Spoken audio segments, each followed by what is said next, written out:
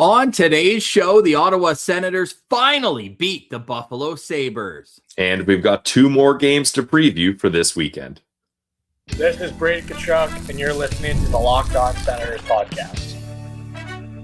Your Locked On Senators, your daily podcast on the Ottawa Senators. Part of the Locked On Podcast Network, your team every day. Welcome. You are locked on to the Ottawa Senators. I'm Ross Levitan alongside Brandon Piller. Today's episode is brought to you by FanDuel. During the tournament, FanDuel is offering $300 back in bonus bets every day for 10 days. Head to FanDuel.com to get started. Today is Friday, April 3rd, and Pillsy, another game, another defenseman lost to injury. It's insane what's going on here. I mean, and your only left shot defenseman left.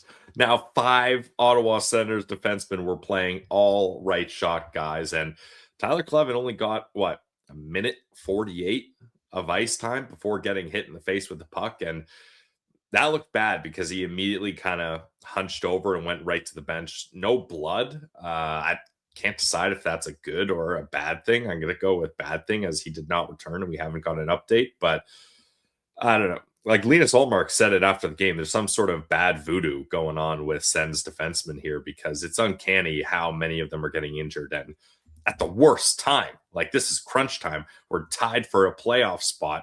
Back in though, Sens get the tiebreaker. We're above that line for now, but we need Jake Sanderson back big time because we're running out of guys here.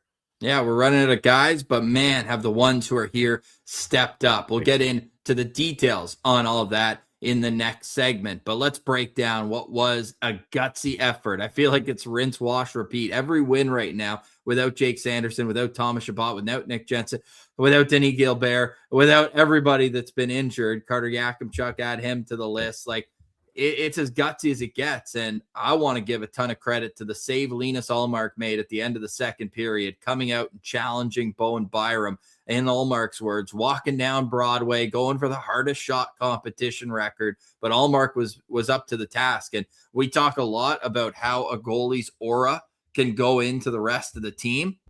When he made that save, I knew they were winning the game, because if you're on the bench and you see that type of save, the way he made it, that gives you so much juice going into the third period, which happens to be the period where after a pretty even back and forth first 40 minutes, Ottawa just put their foot down and said, we're winning this game.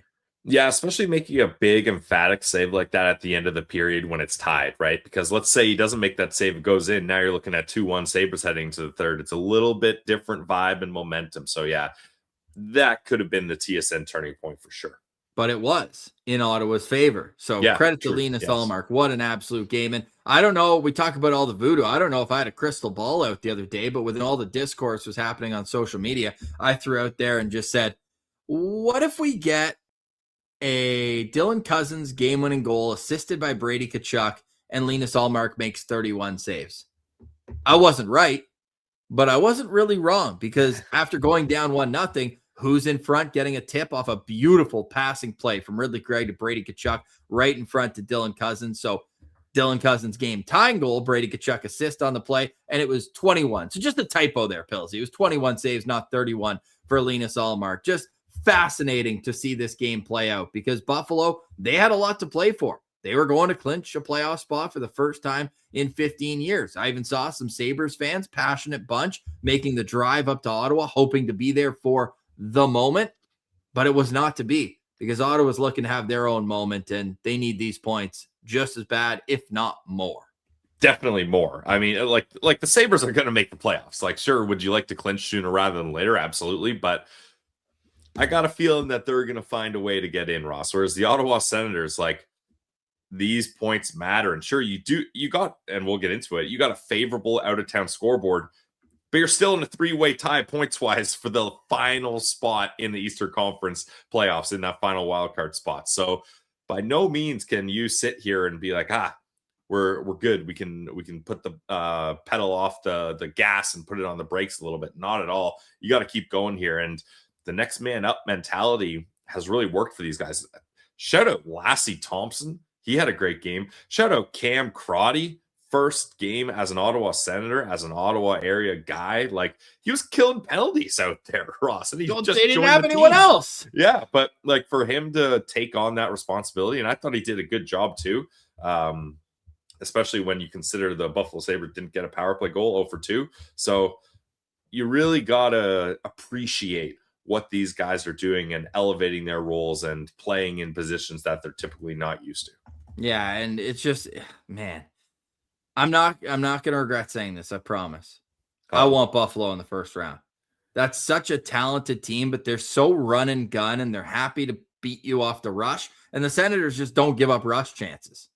So, and you know what? Yesterday on the show, I also said I'd love to see a Timmy and Zetterlund 2-on-1, and it happened in the first period. It happened right away. Timmy was not even thinking about passing that, though, which is kind of funny. I liked Zetterlund's game, though, overall. Like, he had that shooter's mentality that we were just begging to put on Timmy's line, because Timmy now, after that 14-game point streak, I know he had the 2 assists in the game against Pittsburgh, but he hasn't scored in a little while now. That's 5 straight games, might even be more, without a goal for Timmy. So when you're able to pull away and get victories in games where Timmy's not scoring, and really it was just a team effort defensively to battle. And I don't know what was said after the first period. They obviously knew right away that Kleven wasn't going to be coming back, but the gumption and the ability by this team, man, I can't say enough good things about the way that they bounced back, because that had actually been the first back-to-back losses suffered by the Ottawa Senators, and I think I read 24 games. So you can't allow a stretch to get to 3 regulation losses, and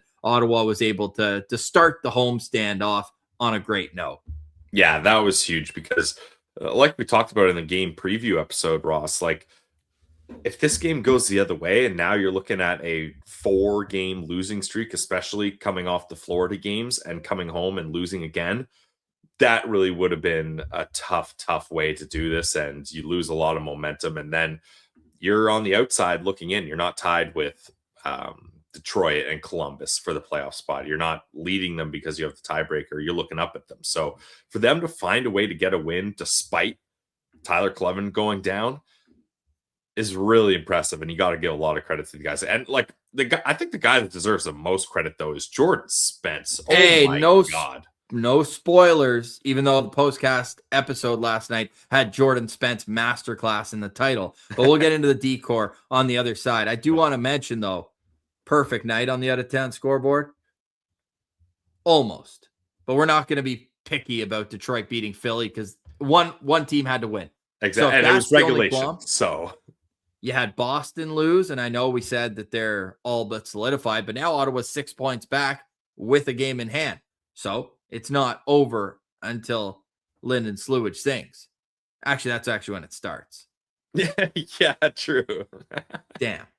But you had Detroit, so they're tied with Ottawa, same amount of games played. That's going to be a battle. So then you look back, deep breath. Thank goodness Ottawa got that regulation win over Detroit last week. Columbus all of a sudden is in free fall mode right now, Pelsey. Like this, we didn't see this coming. The way that they've been playing under Rick Bowness, and all of a sudden, I don't know if the pressure's getting to a young nucleus, but that's 5 straight losses for the Columbus Blue Jackets. 0-4-1 in their last 5. And that overtime loss felt like a regulation one, because they were up 3-0 against the Boston Bruins in that game and couldn't find a way to get it done. So all of a sudden, you're looking around, and there's the Islanders sitting 3rd in the Metropolitan with only 1 more point than Ottawa, and they've lost 2 in a row as well.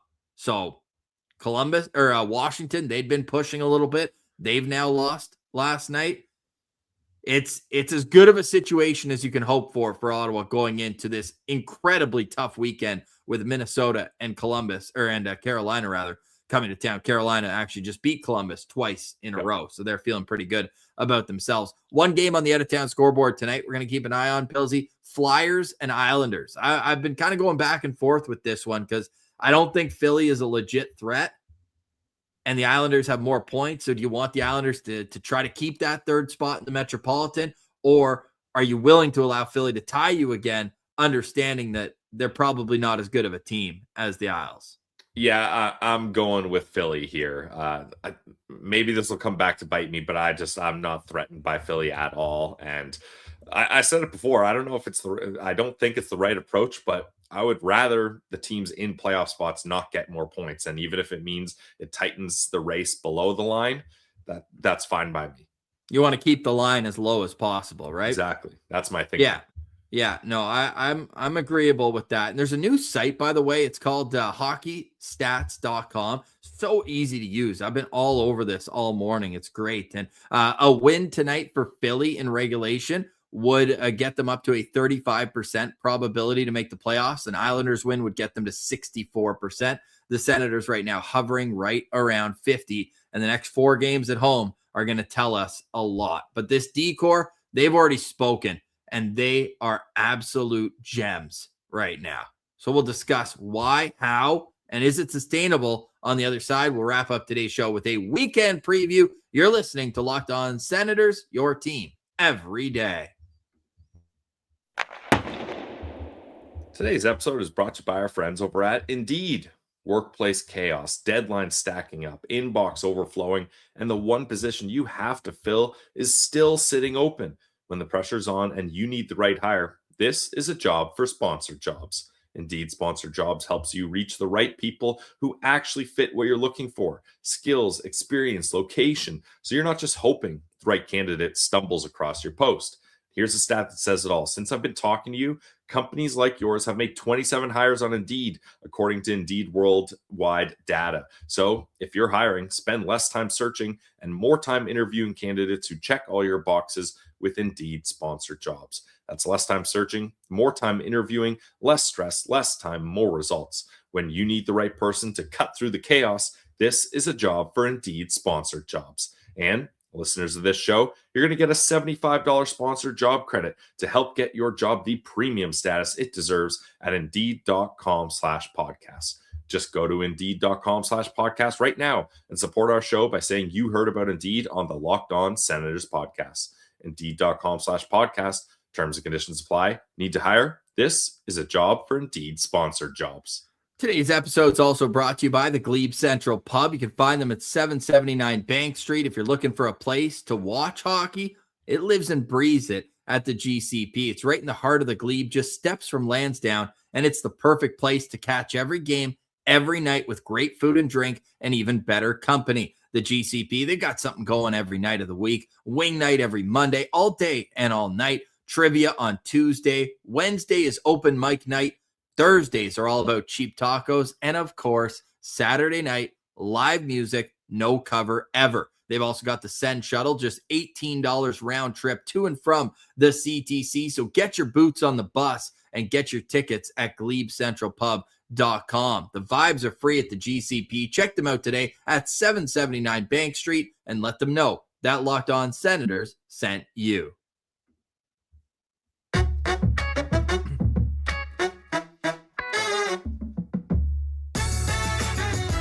Welcome back, Locked On Senators, your team every day, part of Locked On Podcast Network, the #1 sports podcast network. If you want to go ad-free for Locked On Sens content, you can do it by joining the Everydayers Club. You'll get our ad-free episodes uploaded on Apple, Spotify, wherever you get your podcasts. You can join in the link below. It will also get you access to our members-only Discord. Pillsy, we got to give some stick taps, a lot of them in this segment. But before we get to the defense, how about our development system here at Locked On Sens? Marshy and Jack on the postcast. Mom and Dad were out last night, and the boys came through. Great show by the guys. Yeah, a great job by Jack and Martian. I caught some of it this morning, and they were excited to get the reins and to be on their own. We knew they could do it, though. That's why we were confident with that. I had my final beer league game of the year, Ross.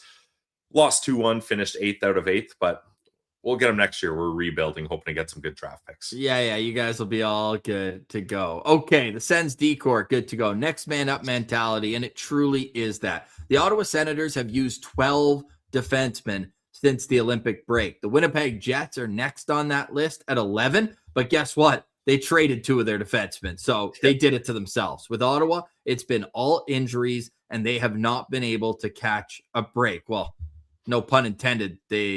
Thomas Chabot might say they did catch a break with his forearm, but unfortunate situation all around. The way these guys have stepped up in particular, Jordan Spence. 4 points in his last 5 games. He's averaging 26 minutes and 21 seconds. Pillsy, I went and looked over this time. And of course, we're starting this the day after Thomas Chabot's injury. You could probably do the day game of because he got injured in the first period. But I'm doing the day after. There's only a handful of defensemen that have played over 26 minutes a night. And here's the list. And I'll tell you how much money they make too this year. Quinn Hughes, $7.8 million. Matthew Schaefer, a truly generational rookie. Moritz Seider, $8.5 million. Zach Werenski, $9.6 million. Philip Hronik, $7.25 million. And John Carlson, $8 million. Jordan Spence makes $1.5 million. He got important at work, and he's been thriving ever since. Yeah, that's a good way to put it. Jordan Spence definitely got important at work. Last night, these are courtesy of our guy over at Everyday Sens. He played 30 minutes, 48 seconds, career high. Assist, 9 shot attempts, 2 hits, 3 blocks, 66.53 expected goals for percentage, and 14-8 were the scoring chances when he was on the ice. I mean, you could see that this is a good defenseman, and he's been on the third pair most of the year, but this is the exact type of guy they needed, that you're comfortable playing third pair. You find the yin to Tyler Kleven's yang, the offensive puck-moving defenseman to Tyler Kleven's physical shutdown style. But he can also move up and down. And I'm not just talking about elevated roles, going from second pair guy to a first pair guy to a number 1 guy.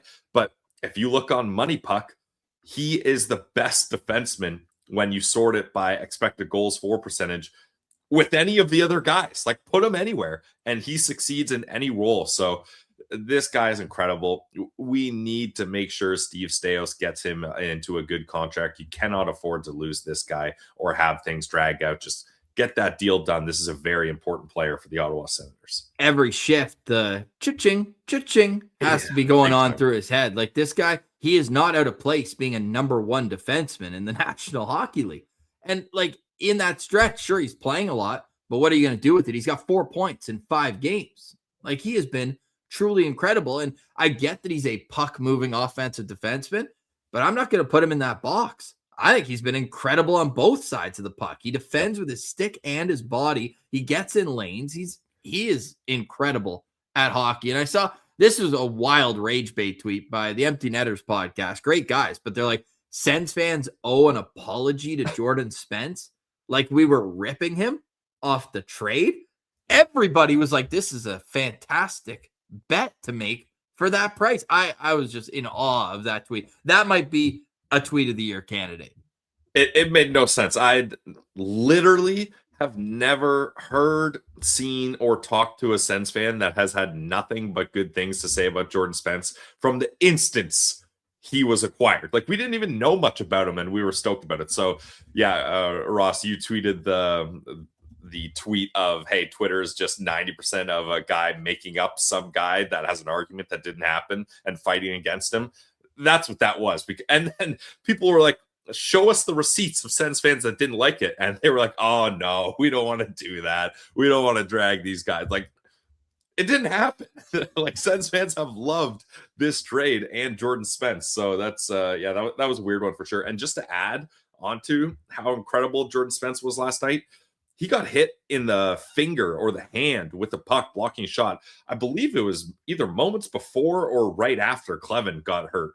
And you could tell it was hurting him. He was on the bench, hunched over. And for him to still pull off that performance when he's probably got a bit of a sore hand there is absolutely incredible. So yeah, if the Empty Netter guys are listening to this, make no mistake, Ottawa Senators fans love and respect and appreciate what Jordan Spence brings to this team.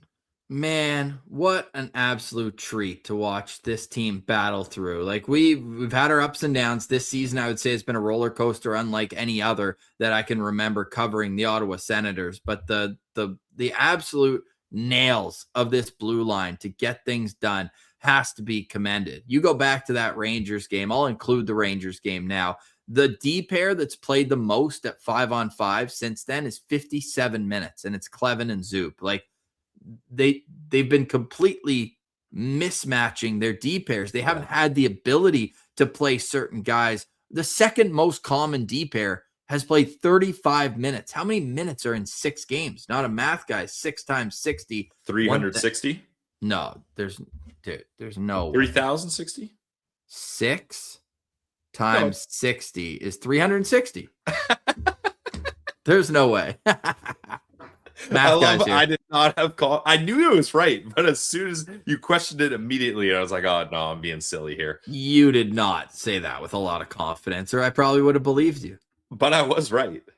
So out of 360 minutes, you've got this absolutely taped together D pair going, and like the third most common D pair in the last 6 games is Spence and Tkachuk. You got a 20-year-old rookie in the mix there. And obviously, every day is a good day because it means it's a day closer to Jake Sanderson returning. He's been skating in a non-contact jersey. Travis Green saying he's hopeful to return this weekend. I think you could fit him into this lineup, despite how we're talking about the decor. Yeah, I think we could. We'll find a spot for him on the third pair left shot defenseman. Yeah. You're a lefty. Oh, that'll be the deal breaker. You can come in now.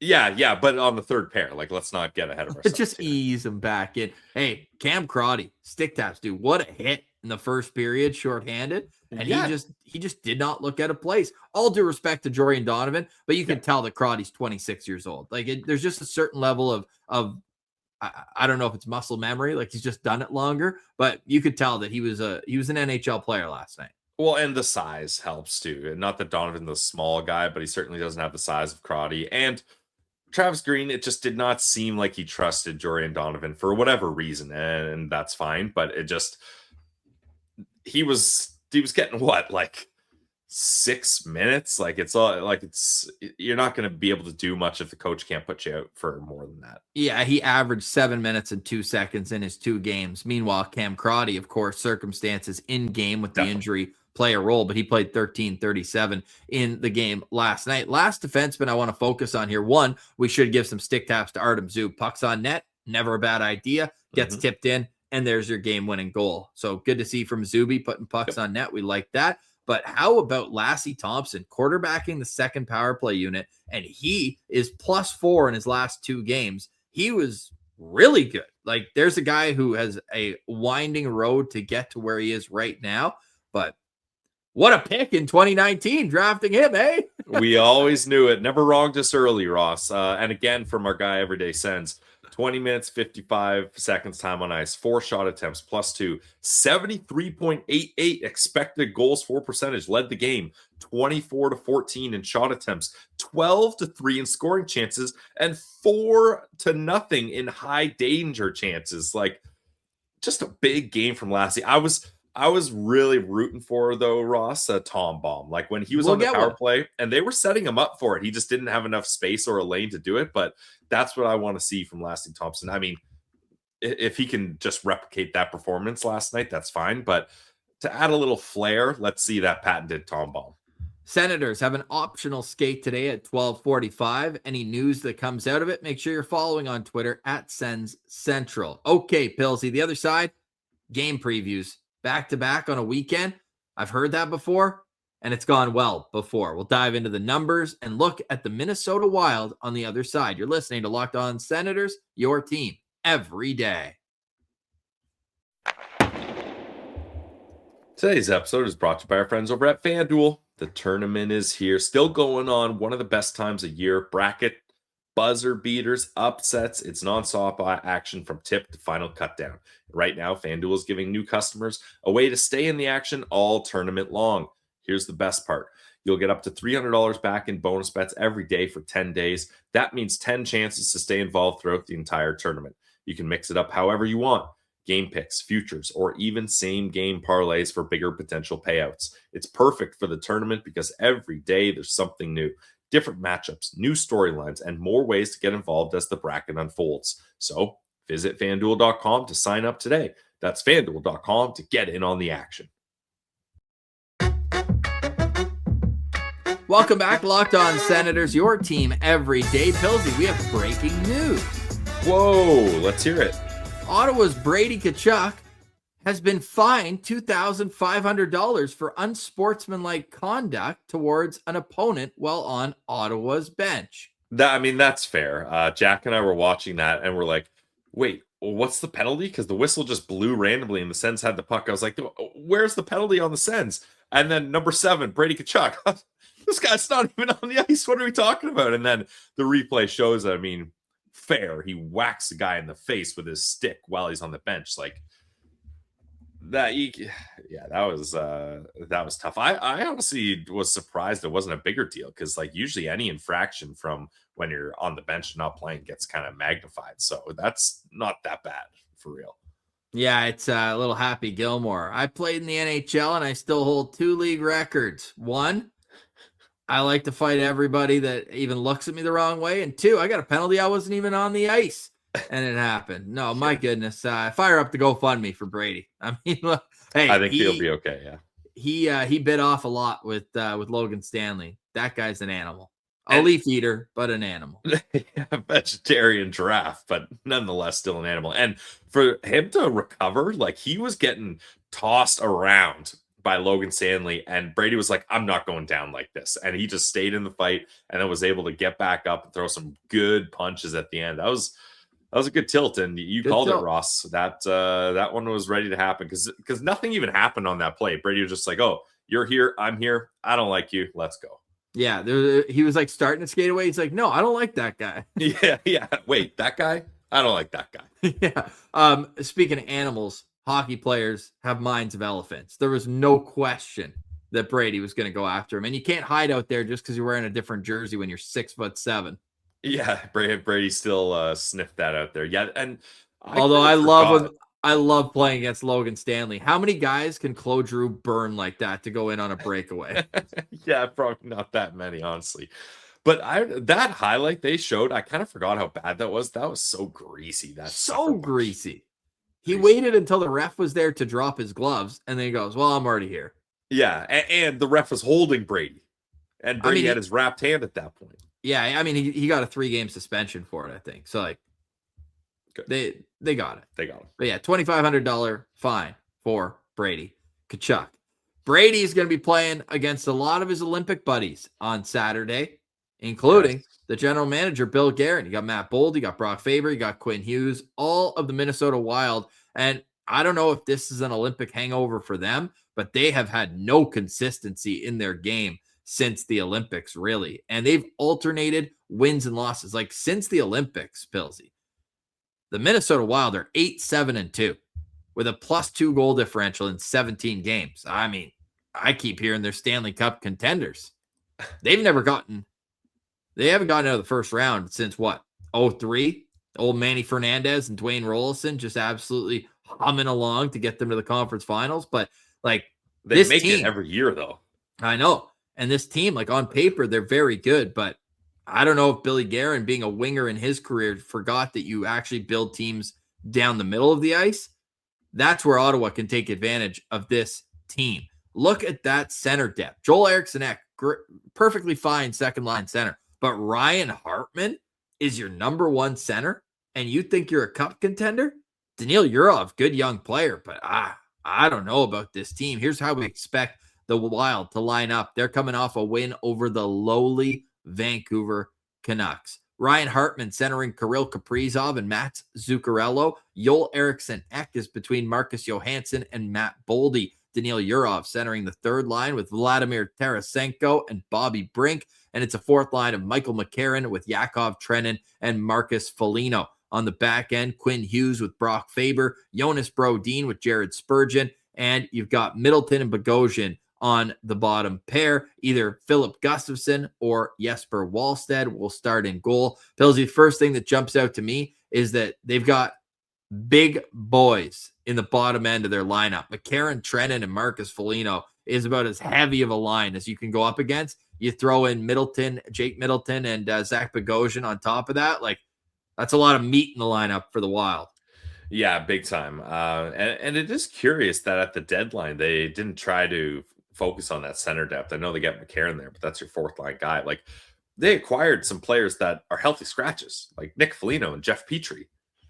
These guys aren't even cracking the lineup, and you had bigger needs. So interesting move for sure by the Flyers there.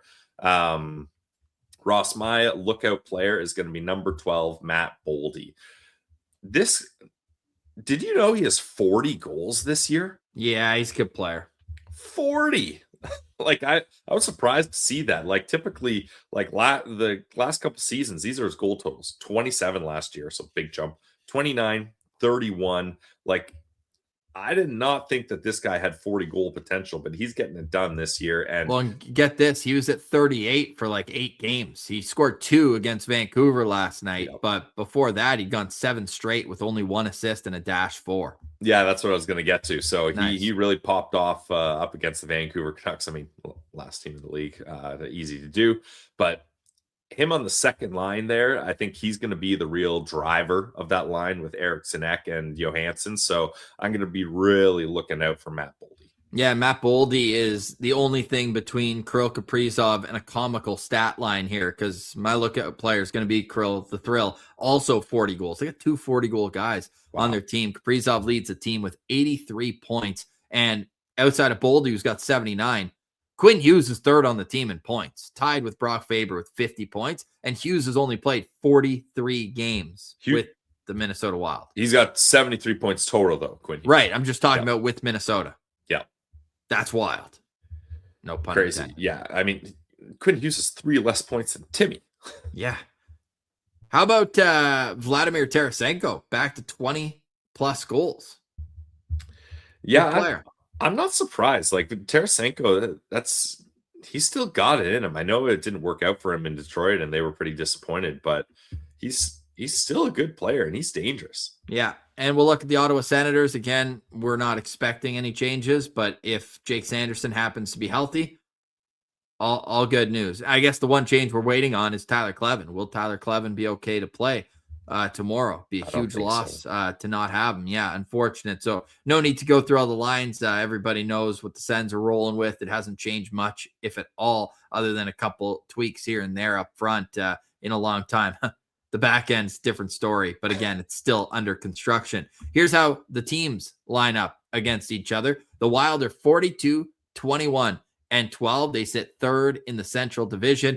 Ottawa sitting in the final wild card spot right now with a 39, 26, and 10 record. Ottawa's 2-2-1 in their last 5. The Wild are 3-2-0.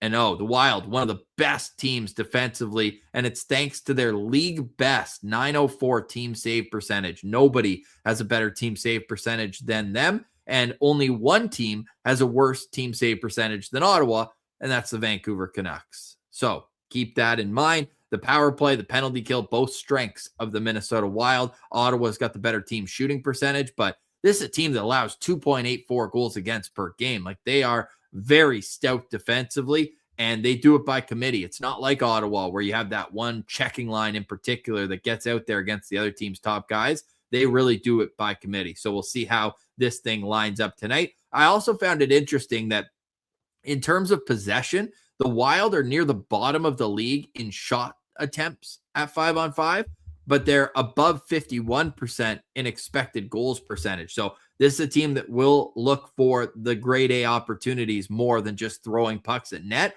And I think if you combine that with the fact that Ottawa allows nearly the fewest shots against per game, it could be a good recipe for Ottawa's success. Yeah, definitely. And I mean, when you got 2 guys that are 40 goal scorers like Kaprizov and Boldy, like, you're probably okay with being like, hey, let's wait till we get a prime scoring opportunity, and then they bury it more often than not. So yeah, I think our lookout players, if you can shut those guys down, you really increase your opportunity to win here. Do you got another key to victory, or do you want to move on to the Carolina Hurricanes? No key to victory, but I will. Should we do locked on players for the weekend? Yeah, for the weekend, for sure. I'm going to be locked on to Jordan Spence. I mean, especially now with Tyler Kleven going out, this defense group relies fully on Jordan Spence. Like, he's probably going to play 28 minutes in both games. Like, that, I don't think that's that crazy to say. So plus 25 for sure. And you got a back-to-back. So I think we're probably going to see a good performance out of him Saturday. Not that I'm expecting a bad performance Sunday, but I wouldn't be surprised if by Sunday this guy is just absolutely gassed. So I'm going to be really locked on to him to be watching to see if, as the weekend goes on and we get into the second and third period of Sunday's game, if he starts to show signs of fatigue. One thing is certain: the Ottawa Senators come to play when they have a weekend back-to-back. The last one they had, we were boots on the ground. Anaheim, San Jose, 2-0, 7-4. Which way you want to play? We got the win either way. The time before, their only loss was the first game, and it was against Carolina, the second team that's coming to town, but they bounced back with that 7-1 win over the Vegas Golden Knights. And if you look at it, under Travis Green, who had he's incredible right now. It's on a heater right now. The availability he had yesterday was 10 out of 10 in the locker room. Hey, have a quick rest because we're doing this again on the weekend. They've played 28 games of weekend back-to-backs under Travis Green last season and this season. They are 19-5-4 in those games. Wow. 5 regulation losses in 28 games during weekend back-to-back. So Sens like working on weekends, and we're hoping that they got 2 more big wins in them because Carolina, they're no joke either. They're kind of like the poster child, or the blueprint was the word I was looking for, of what the Sens are trying to do in terms of a ton of shot quality, not giving up a lot of shots against. They are feeling very good about their game. If you look back at their last stretch of 8 games, they're 6-2 over that stretch. Go back to since the Olympic break, they're 12-6-0. They've scored 71 goals in those 18 games. Their offense is clicking right now. They will also be on the second half of back-to-back. They're playing the Islanders on Saturday. So we're going to be going from rooting for Carolina on Saturday, rooting against them on Sunday. It's nothing new, though, because whenever West teams do that Eastern Canadian trip, you're their biggest fan against Toronto and Montreal, and then you hope they lay that egg in Ottawa. But Carolina is going to be a tough team, but one game at a time, one day at a time. So I don't want to get too far ahead of ourselves into Carolina because this Minnesota game is going to be extremely important for this group. Yeah, big time. And Jack and I were talking on the live watch party. It's interesting that you're playing Buffalo, Carolina, and Tampa in 3 of these 4 games because those 3 are very likely your possible first-round opponents if the Ottawa Senators find their way into the playoffs. I mean, don't discount Montreal, too. Only 2 points out from being first in the Atlantic Division, too. So, but these are this is a good test because you want to play these tough teams. You want to earn those wins. And if you can get wins up against them, like you just got a win against Buffalo, a team that had your number, finally you beat them. If you end up playing the playoffs, at least, I know it doesn't mean much, but at least you can look back and be like, hey, we just beat these guys. Like, we can do it. Let's have some belief here. Let's have some confidence. I know we're the underdog. I know we're the low seed here, but let's go for this. So as much as you'd want a little easier of a schedule when you're trying to get points at the end of a season and you've got guys injured, I'm trying to put a silver lining on this and spin zoning it as, hey, these are good tests and it's going to get you battle ready for the playoffs. Pillsy, let's end today's show with some trivia. Who leads the Ottawa Senators in points since the Olympic break? Spoiler, you told me this before. It's Brady Tkachuk. Yeah, he's tied. Oh, well, then that is still correct. Yes.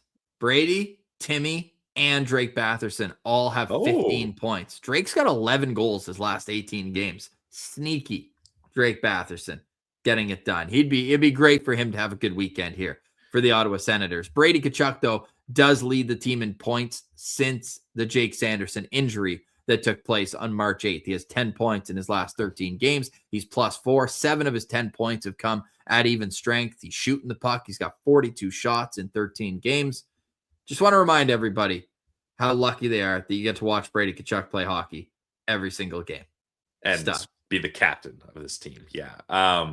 Ross, final thoughts for me is maybe would it be crazy to get Stephen Halliday in a game here? Like, what about putting him in the lineup for that second half of the back-to-back up against Carolina? And this isn't Lars Eller needs to get out of here or anything, but Lars Eller just scored the game-winning goal last night. I know. That's why I said this isn't a knock on Lars Eller. You got to take him out of the lineup. But you've had Stephen Halliday sitting there cold for a while. These guys are going to be tired. I wouldn't mind getting a little youthful injection into this lineup and getting some fresh legs for that second half of back-to-back, because Stephen Halliday can pop on that second power play unit too. And then also, maybe if you're looking at Sandy, obviously you want him back sooner than later, but maybe if he's close, you save him for that second half of the back-to-back up against an Eastern team. Possible, playoff opponent and give them another day and get fresh legs for that decor when they need it the most. So those are some things I was thinking about that maybe you could help boost your team that might be tired going into that Carolina game. Stephen Halliday shoots left. Think he wants to play D tomorrow? Stephen Halliday, not exactly defensive defenseman. We'll say that. Okay. Just wanted to throw it out there because we need defensemen here. Curtis McDermott, he's there waiting too. Yeah, Curtis. Hey, most improved player at practice this year. This guy's buzzing. No, but jokes aside, it's going to take a village this weekend for the Ottawa Senators to go 2-0. And that's what we need right now. Doomsday clock is at 2 regulation losses. But if the out-of-town scoreboard continues to be friendly, it could be better, but let's stick with 2 because that should be the goal for Ottawa to go 5-2-0 or better in their last 7 games. Pilsy, final thoughts for me. I got 2 and they're combined. Stick taps to Shane Pinto for hitting 20 goals last night. He had the 4th and final empty netter. He now is a 3-time 20-goal scorer in the National Hockey League, 40 points in 65 games this season. And now the Ottawa Senators are 88, 17, and 10 when Shane Pinto has a point. And you might think, hey, it's pretty damn good, but like, is it as impressive as it's been in the past? Well, I think last season they were 26-1 when he had a point. But get this, Pilsy. The Ottawa Senators have won 12 straight games when Pinto has a point. So it's back. It's back. I thought earlier this season they'd lost a couple. I thought about stopping to track it. Oh, thank goodness I didn't. 13-0-1 in their last 14 games when he has a point. It's insane.